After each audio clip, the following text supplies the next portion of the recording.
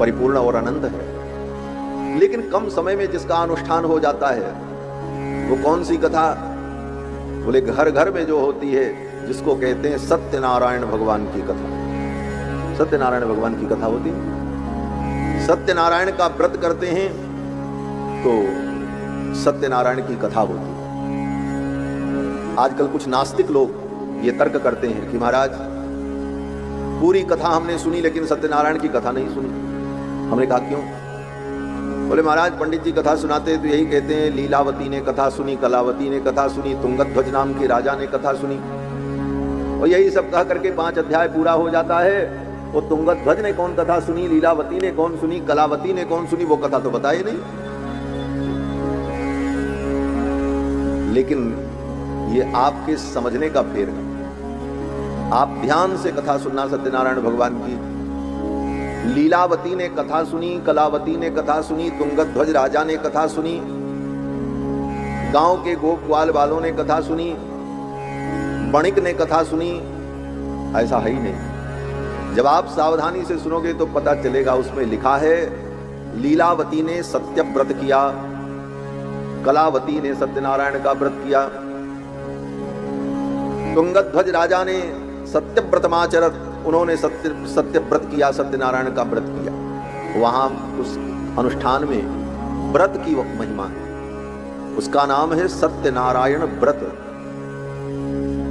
जिस किसी भी दिन, यस्मिन कस्मिन दिने वापि, जिस किसी भी दिन आपके मन में ये भाव आए कि आज मैं भगवान से अपने चित्त को जोड़ूं, मेरा मन चित्त भगवान में लगे, तो भगवान क्या है? बोले भगवान सत्य हैं। सत्य व्रतम सत्य परम त्रिसत्यम, सत्यस्य योनिम निहितम च सत्ये, सत्यस्य सत्यमृत सत्य नेत्रम, सत्यात्मकम त्वाम शरणम प्रपन्नाः।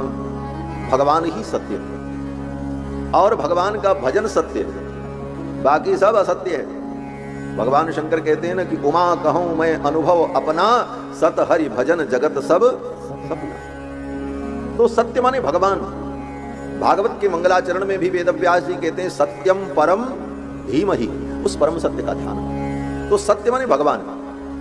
तो भगवान से हमारा चित्त जुड़े, हमारा मन लगे, इसलिए जिस किसी भी दिन आपका मन करे, अनुकूलता हो, तो आप सत्यनारायण व्रत करो। उसका नाम है सत्यनारायण व्रत।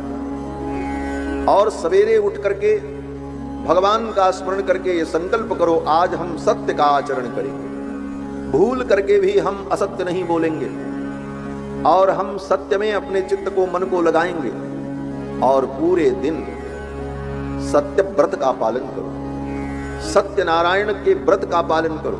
व्रत का मतलब भूखा रहना नहीं,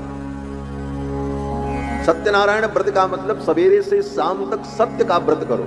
सत्य के अतिरिक्त कुछ मत बोलो, झूठ मत बोलो, किसी की निंदा मत करो, कोई असत कार्य तुम्हारे द्वारा न हो। इन सारे नियमों का पालन सवेरे से शाम तक करो, एक दिन। और इस प्रकार संपूर्ण नियमों का पालन करते हुए जब दिन बीत जाए, तब सायंकाल यजेच्चैव निशामुखे, निशामुखे माने रात अब शुरू होने वाली है, उस समय भगवान सत्यनारायण का यजन करो। यजन माने पूजन। और पूजन करने के बाद फिर ये जो हमने व्रत किया सवेरे से और पूजन किया, इसकी महिमा क्या है? इस महिमा को सुनो। तो महिमा क्या है? बोले वही महिमा 5 अध्याय की कथा है कि इस व्रत को लीलावती ने किया, कलावती ने किया, अमुक राजा ने किया, उनका कल्याण हुआ। उसे सुन करके तुम्हारी निष्ठा और दृढ़ हो। सत्यनारायण कोई कथा अलग से नहीं है, वो व्रत है। और इस बात को न समझने वाले लोग कुतर्क करते हैं, क्या बोले महाराज लीलावती ने कौन कथा सुनी थी, कलावती ने कौन कथा सुनी? वहां कथा की बात ही नहीं है, वहां व्रत की बात है। आप पोथी पढ़ लेना उठाकर। सत्यस्य व्रतमाचरत, सत्य का व्रत किया लीलावती ने, कलावती ने और तुंगध्वज राजा ने। तो उसके बाद जो कथा होती है 5 अध्याय, वो भगवान सत्यनारायण की महिमा, उनकी पूजा से, उनके व्रत से, उनके ध्यान से, उनकी कृपा से किसको क्या क्या मिला। तो तुमने भी दिन भर व्रत किया है, तुम्हारा भी कल्याण होगा, ये भाव दृढ़ हो। इसलिए सत्यनारायण व्रत का अनुष्ठान किया जाता है। और श्री दशरथ जी महाराज, जिनका वर्णन है रामायण में, आप कहोगे रामायण में स्वामी जी सत्यनारायण भगवान की कथा सुना रहे हैं, सुनाने बैठे रामायण सुना रहे हैं सत्यनारायण। सत्यनारायण व्रत कथा से राम कथा का बहुत बड़ा संबंध है। क्या संबंध है? बोले राम कथा कब आएगी? बोले जब राम जी आएंगे तब राम कथा आएगी। राम जी की ही कथा तो राम कथा है। जब राम जी प्रकट होंगे, दशरथ जी के पुत्र बनेंगे, तब राम कथा होगी। तो राम जी दशरथ जी के पुत्र बनेंगे, इसके पहले बोले इसके पहले तो दशरथ जी को आना पड़ेगा।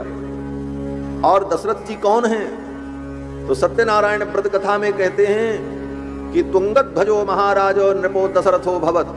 जो तुंगत ध्वज नाम के राजा थे, जिन्होंने सत्यनारायण का व्रत किया, नृपो दशरथो भवत, वही राजा दशरथ बनकर के अयोध्या में प्रकट हुए और रंगनाथम संपूज्य श्री वैकुंठम तदागत। अब आपकी बात समझ में आ गई? अगर समझ में आई हो तो कमेंट में जय श्री राम अवश्य लिखें, चैनल को सब्सक्राइब करें और वीडियो को लाइक अवश्य करें। जय श्री नारायण।